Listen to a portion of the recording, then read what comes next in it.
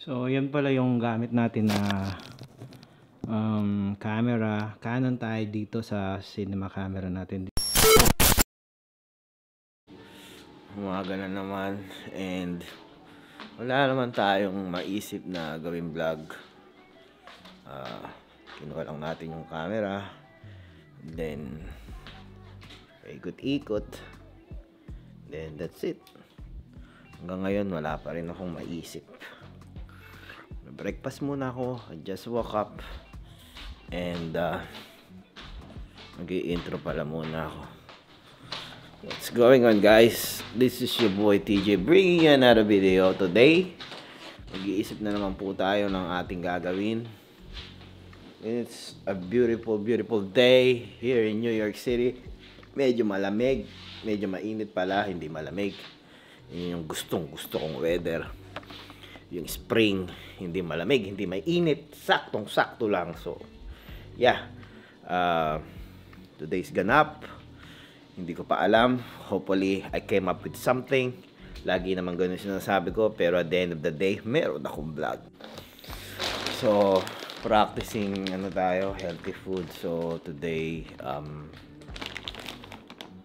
yan yung pagkain ko for brunch. Broccoli, saging, saka magluluto siguro ako ng scrambled egg para medyo healthy living tayo ngayon. Tumataba na ako.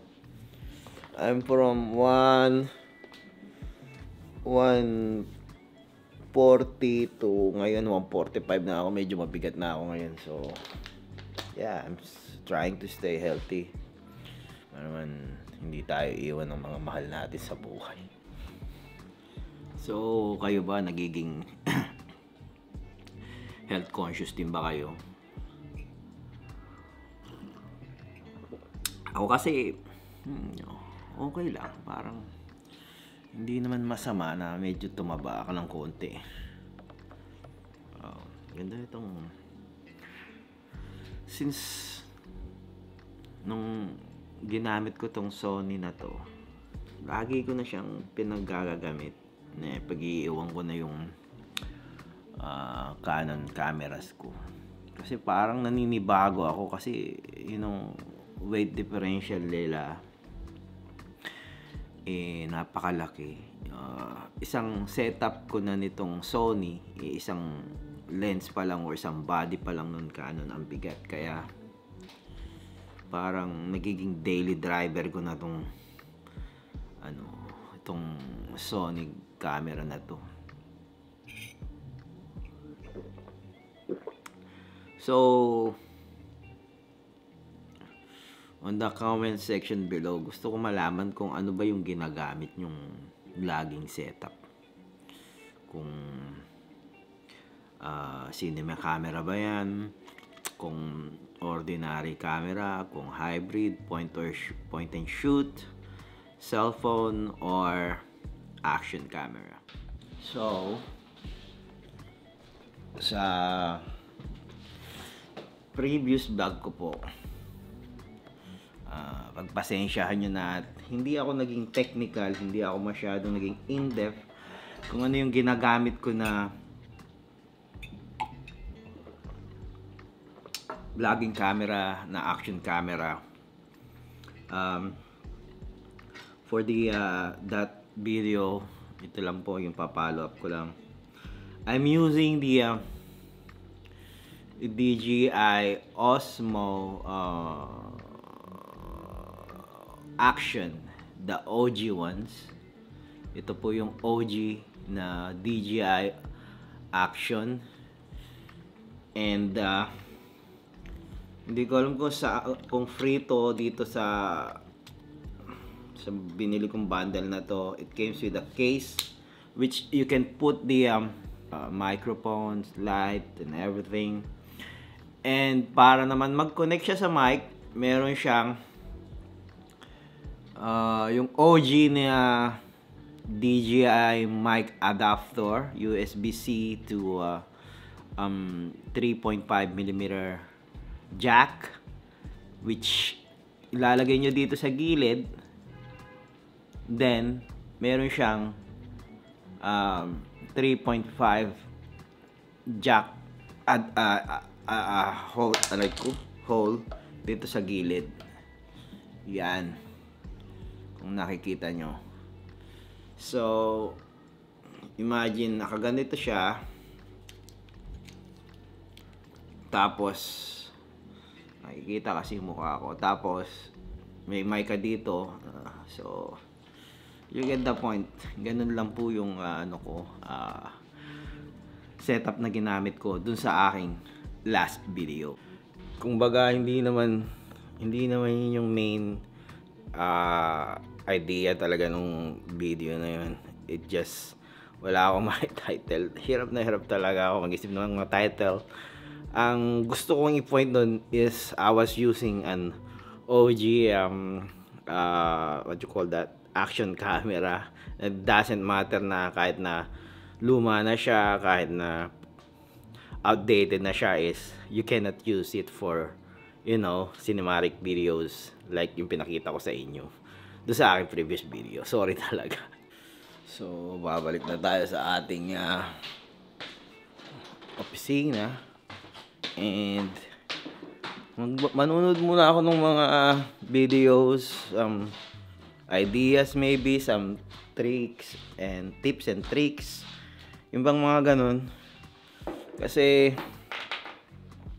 para sa akin, baguhan lang na YouTuber. Kasi baguhin pa lang ako, wala pa yata akong 1 month nag-YouTube, and I got like, I don't know, less than 20 subscriber. As you are all watching this, wala pang 20 subscriber.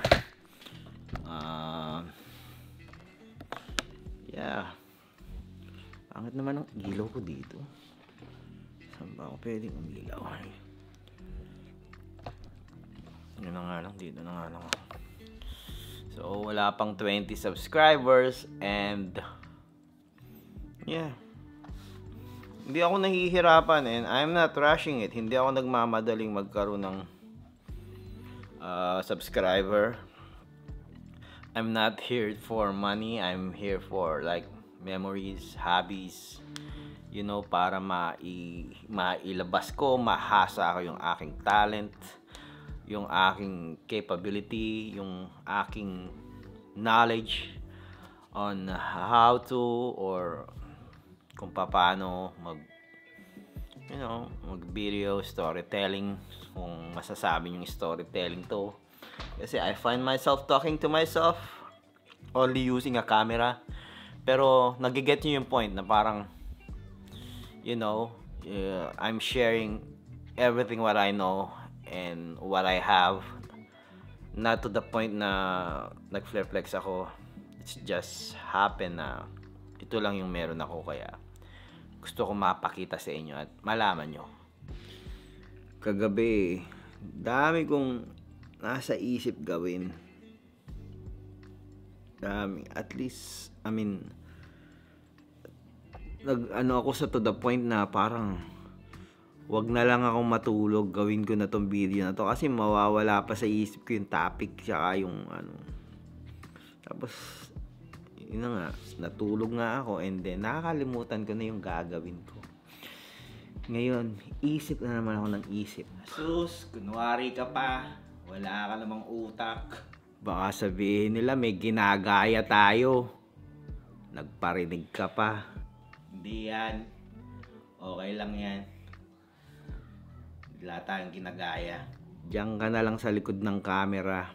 So yan pala yung gamit natin na camera. Canon tayo dito sa cinema camera natin. This is the Canon R5C with the matte box, tilt matte box with the monitor sa taas. Tapos ayan, kung nakikita nyo, siguro nakikita nyo naman, maliwanag naman. So yan yung gamit natin. And yeah, pagka yung mga about cinematic something or anything, yun yung gamit natin na camera. Pero pagka yung vlog, kasi napakaganang Sony tayo. Sony yung gamit natin. And planning to buy a smaller lens para dito, para mabigat pa rin kasi ito eh. So meron tayo na let's say, mas maliit na camera, which is the Sony CBE10, yung Mark 1. The problem, yun kasi ginagamit ko na pang top-down videos. Ang problema kasi ay mawabol siya. Alam mo yun, pag nag-vlog ka na hawak-hawak mong ganyan, maliit nga siya, yeah. Don't get me wrong, napakaliit niya. And the quality is good. The only thing na ayaw ko, yung wobble niya. Alam mo yung pag naglalakad ka, para kang nasa tubig, nanginginig yung likod mo na parang, I mean, you can get away with it kung gagamitan mo siya ng gimbal, pero bibigat siya. I rather use my Sony A7C Mark II. Diba? Saka, hindi na ako maka APS-C na camera. Don't get me wrong, ako lang to, as I always said, maarte ako sa mga gamit ko. So, I have different alternatives na nakita na pwede kong gamitin. Sandali lang. Ito yung old OG camera ko na ginagamit for vlogging dati.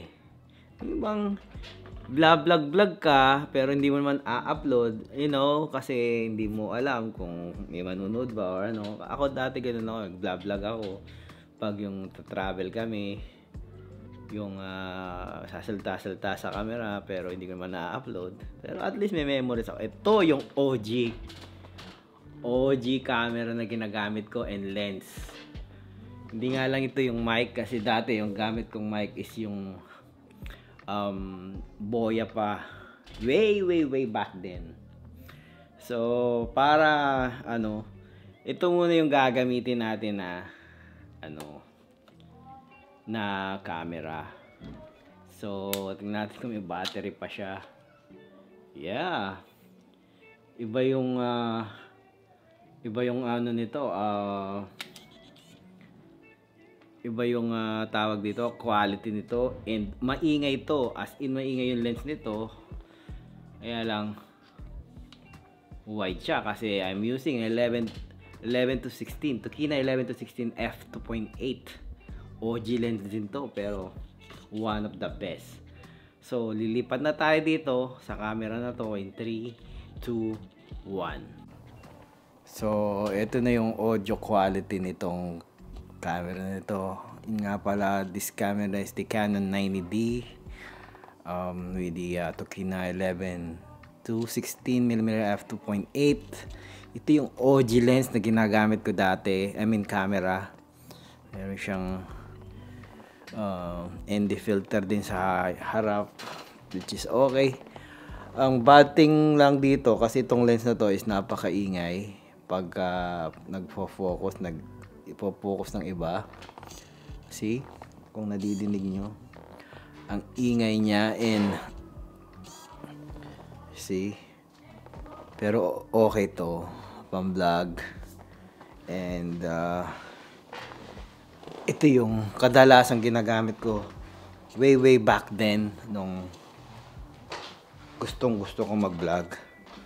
Ayan. Yung kamay ko is hindi naman masyadong extend pagka ito yung gamit kong lens. Yan siya. Kung nakikita nyo. As I say, nung ayaw kong gumamit ng APS-C itong camera na to. And mahina siya sa low light. Hindi gaya ng mga full frame. Tayo sa labas, masyadong okay kung napapansin nyo. Yan, gandang weather ngayon, hindi siya masyadong malamig, hindi siya masyadong mainit. As I said, ngayon, parang spring weather ngayon, kaya okay siya. Medyo mahangin, kaya yeah, pero okay siya, di ba? Quality is good. Konting color grading lang, konting Ang ganda niya. Kasi nakikita ko doon sa ano, sa aking monitor. So okay guys, hanggang dito na lang yung video natin. Medyo mahaba-haba na tong nagawa natin vlog. So nakaabot kayo sa part na to. Thank you so much. And yeah, if you have any question regarding mga camera na pinakita ko, mga gears ko, let me know in the comment section below. And as always, don't forget to leave a like, subscribe if you're new, comment below, tell me about my video today. I'm gonna be seeing you in the next one.